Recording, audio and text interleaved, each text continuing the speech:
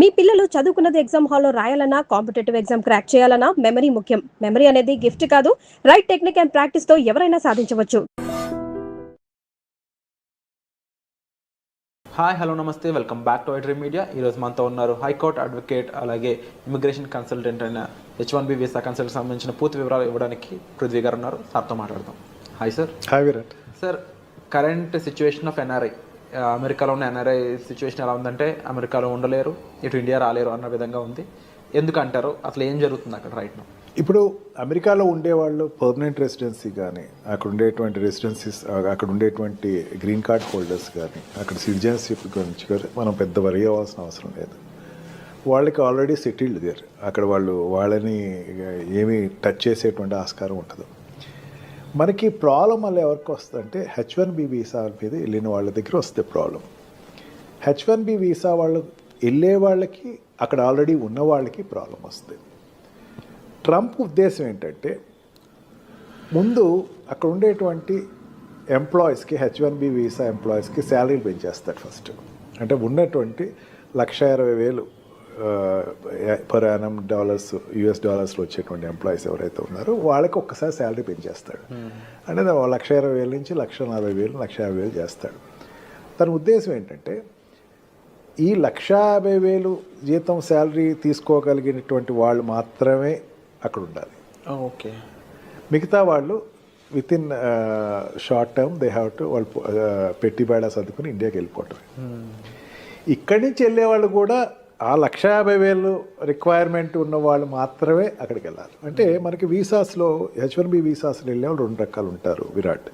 ఒకళ్ళు ఏంటంటే company sponsor ఉంటాడు. అంటే ఏదో కంపెనీ, అతను ఎక్కడో పనిచేస్తున్నాడు, ఆల్రెడీ తన ఒక కంపెనీలో పనిచేస్తున్నాడు అనుకుందాం, వాడిని అక్కడికి పిలుచుకెళ్ళేటువంటి ప్రాసెస్. అంటే కంపెనీ టు కంపెనీ తీసుకెళ్ళేటప్పుడు వాడి యొక్క రిక్వైర్మెంట్ ఉండేటప్పుడు తీసుకెళ్లే వాళ్ళకి పెద్ద ఇబ్బంది ఉండదు.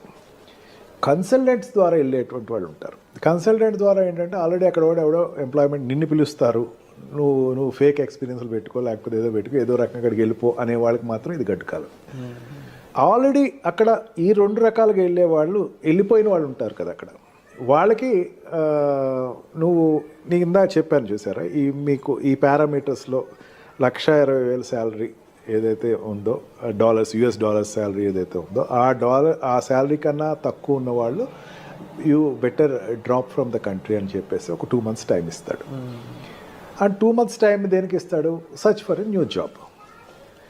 వాడికి సర్చ్ చేసినా సరే వాడికి అక్కడ రావాల్సిన 1,20,000 శాలరీ తోటి ఉండేటువంటి ప్రమాణాలతో ఉండేటువంటి కంపెనీలో జాయిన్ అవ్వాలి.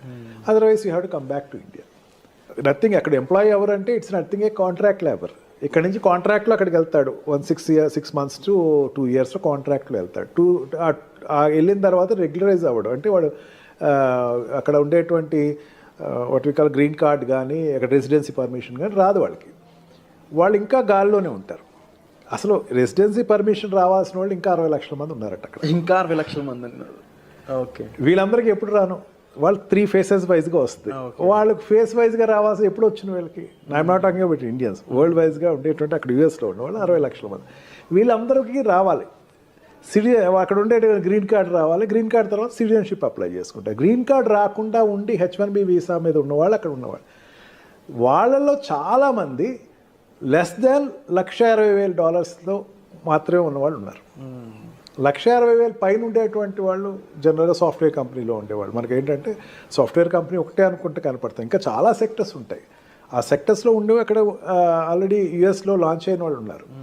వాళ్ళందరూ కూడా 1,60,000 పైన శాలరీ ఉన్న వాళ్ళు మాత్రమే ఇక్కడ ఉంటారు. వాళ్ళకి 1,40,000 చేసేస్తాడు, గ్రాండ్గా చేస్తాడు. ఫస్ట్ 1,40,000 చేసి ఈ 1,40,000కి వాడికి ఇన్పుట్ ఉన్న వాళ్ళు మాత్రమే తీసుకోండి, ఇలాగే తీసుకోవద్దు.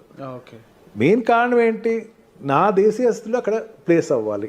అంటే అక్కడ జనరల్గా అక్కడికి వెళ్ళే వాళ్ళు అక్కడ ఉండే వాళ్ళతో కాంపిటేటర్స్ అవుతారు. 1,20,000 శాలరీ అండి, 1,20,000 శాలరీ కన్నా తక్కువ ఉండేవాడు అక్కడ ఆల్రెడీ దొరికేస్తున్నాడు. వాడితో వీడి కాంపిటేటర్.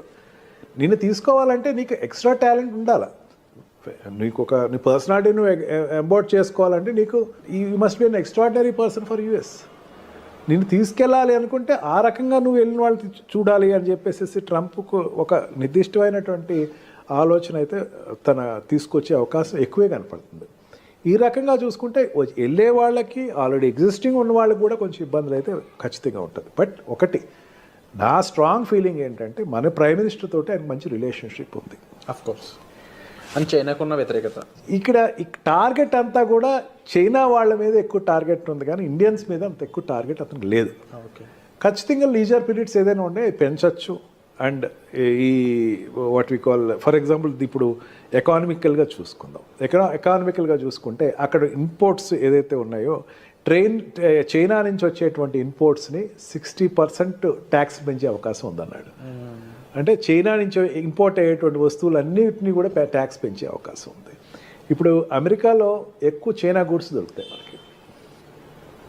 ఆ గూడ్స్ అన్నిటినీ 60% ట్యాక్స్ పెంచేస్తున్నాడు. ఎందుకంటే డిస్కరేజ్ చేయటం కోసం అని చెప్పేసి తనకి మెయిన్ ఉద్దేశం అది. ఈ రకంగా ప్రతి సెక్టర్స్లోనూ అతనికి ఈ చైనాని ఎంత డిస్కరేజ్ చేయాలి అని ఉంది. He got good friendship with Indian prime minister.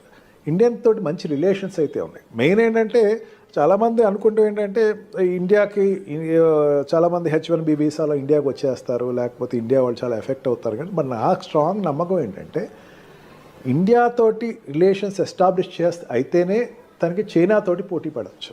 అంటే ఈ సౌత్ ఏషియన్ ఏరియాలో చైనాతోటి పోటీ పడే పెద్ద కంట్రీ ఇండియాయే కనపడుతుంది. ఇది ఇప్పుడు కాదు, ఫస్ట్ టర్మ్లో కూడా అదే అతను ఎక్స్పోజ్ అయ్యాడు.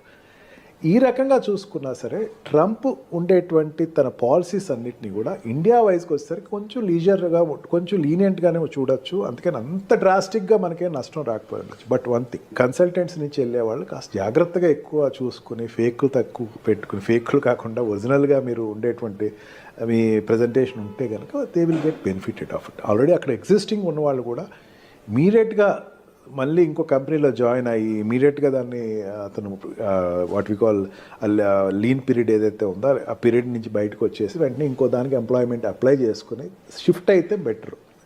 అదర్వైజ్ ఒక రోజు ఏదో ఒక రోజు ఒక పరిస్థితి వస్తుంది, where you have to come out of the country. But one thing, consultants నుంచి వెళ్ళేవాళ్ళు కాస్త జాగ్రత్తగా ఎక్కువ చూసుకుని ఫేక్లు తక్కువ పెట్టుకుని, ఫేక్లు కాకుండా ఒరిజినల్గా మీరు ఉండేటువంటి మీ ప్రజెంటేషన్ ఉంటే కనుక they will get benefited of it. Already అక్కడ ఎగ్జిస్టింగ్ ఉన్నవాళ్ళు కూడా ఇమీడియట్గా మళ్ళీ ఇంకో కంపెనీలో జాయిన్ అయ్యి ఇమీడియట్గా దాన్ని అతను what we call lean period ఏదైతే ఉందో ఆ పీరియడ్ నుంచి బయటకు వచ్చేసి వెంటనే ఇంకో దానికి ఎంప్లాయ్మెంట్ అప్లై చేసుకుని షిఫ్ట్ అయితే బెటర్.